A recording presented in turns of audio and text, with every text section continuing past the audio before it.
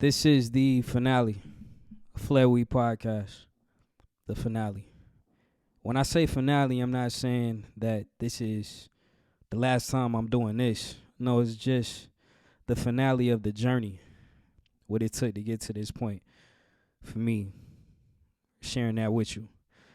Again, I would like to thank those who have consistently tuned in to the episodes that I have dropped and released. And if this is your first time tuning in, or only your second or third episode, I don't know what have you. It doesn't matter to me. I just appreciate you for checking me out. And I hope that you're able to walk away with something useful when you listen to it. I'm only speaking about the journey because I feel that it is something that could potentially inspire somebody. I'm all about inspiring. When I first started, all I wanted to do was inspire people. I feel this is a good way to do that. So I thank you again.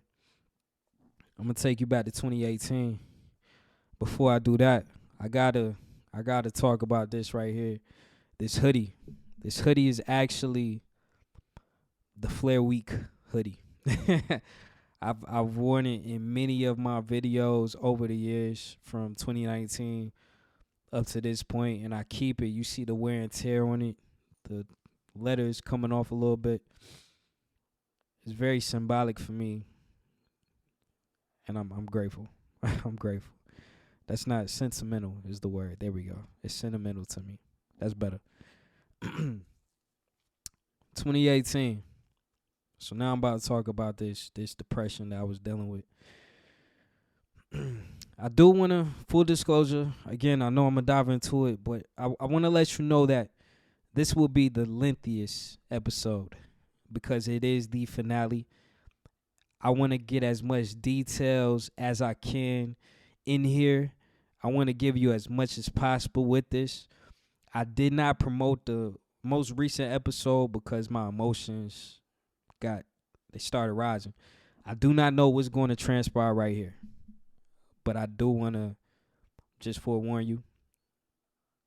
This is raw, and it's coming straight from the heart. 2018. I had a roommate. I was living. We had an apartment together. Man, they were a friend at the time. Before we moved in together. When we moved in together, they were no longer a friend.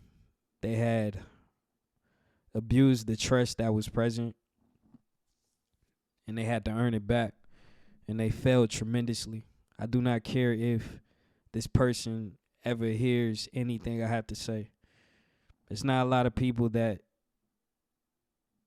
I would say did me honestly say did me wrong, but this is one of those people. I never in a million years would believe that, but it's okay. We grew. We got better. This isn't about the feud that I had with that person. It's about my journey and what it took to get here. I do want to say, so when I realized that I was dealing with this depression, I turned to my people. That's what I did. I turned to my people, Megan and Barrow. I told them what I was dealing with. They asked me if I was dealing with suicide or I had those thoughts, and I told them no. Only reason why they asked because they had just recently lost someone, a friend, to suicide. I know that therapy is a strong suggestion for many people. It's not something that I turned to because of my views in the beginning. Over time, my views got better with it. I know that therapy is something that, from my perspective only, this is my opinion, people might not have people to talk to about it, what they're dealing with. I wasn't able to tell my family what I was dealing with until later on in my fight when I was getting better. But I was able to tell my friends right away. That's why I love to encourage people to always have somebody that you can have those serious conversations with. Some people can't have those conversations with their family right away. Some people just go to therapy. That's cool. Whatever works for you, you do that. I'm not saying my way was right. I'm just saying that my way worked for me. At the time, music was my outlet. Music was my therapy. When I would write, I would let all this stuff out. The ex that I had at that time, I never told her what I was dealing with. Never had a conversation with her about any of it. She just was not a person that was, I'ma just speak from the outside looking back, if that makes sense to you. I just feel that she wasn't in a stable place for me to share what I was dealing with, because I didn't want anybody feeling sorry for me. And I felt a lot of neglect, the fact that, she had dumped me. But it was okay. At that time, I learned that people are always going to do what's best for them, regardless of other people. So I have to act accordingly. It took me time to respect others' decisions. And granted, I did some things in my past too. We're human. That's okay. And I forgive them. I mean, there's nothing much to say there. Now, I also will say that I'm not a person that wants to speak about relationships. I don't want to give advice.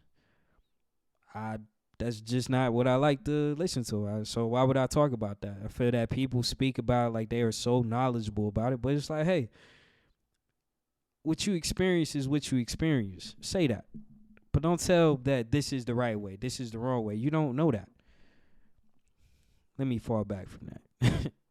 Anyways, so now with her, I wrote this song. The reason why I'm bringing her up, because music was my therapy. I wrote this song, Territory.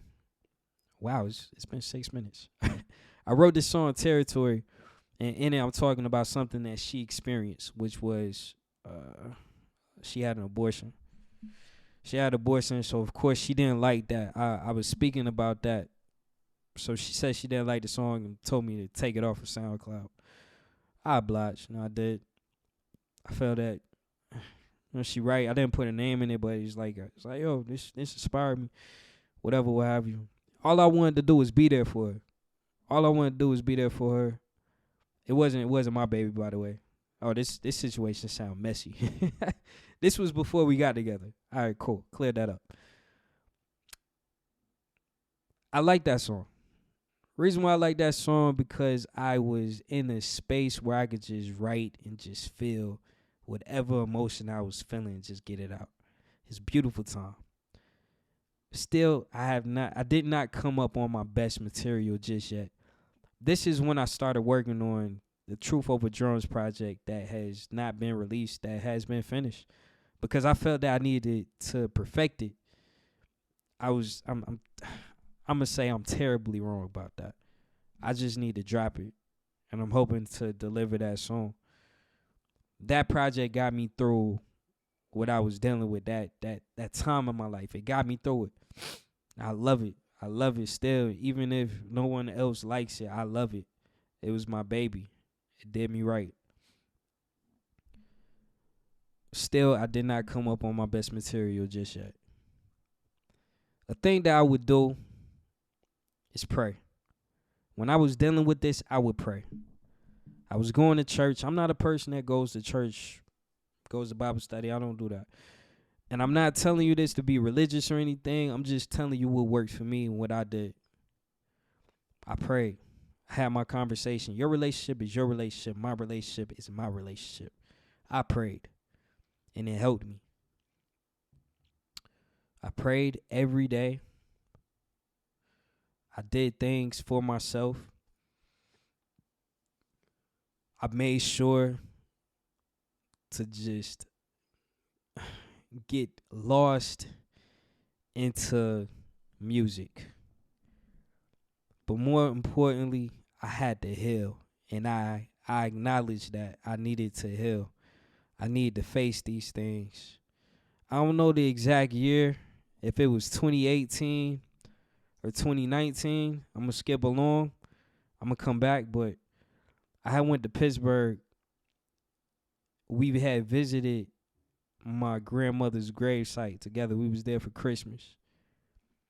And man, I cried. I cried because it was so much. Damn. It was so much that I had been dealing with. So much that I had buried that I never faced head on. And I felt like it was a moment that I had I had everything lifted off my shoulders. And I felt like my grandma was right there with me at that point.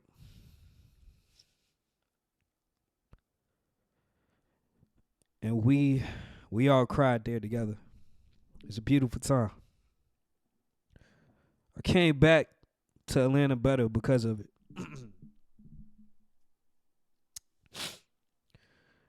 So I take you back to 2018, and excuse me, 2018. I'm writing this music, and man, I met an amazing woman. By the way, we're not together, but still the homie forever. I wrote the best song that I could ever possibly write. I give credit to my pops. He pointed me in the right direction. I was living with a roommate that was making my life hell. I was short on cash.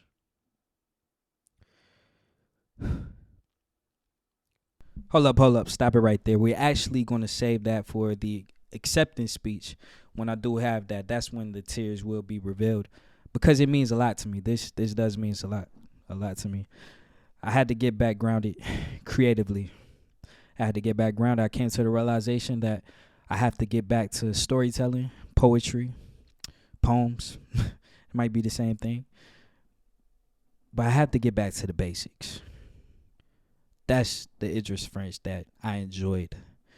When I went out and performed, that was the Idris French I enjoyed showing you. That's what we about to get back to.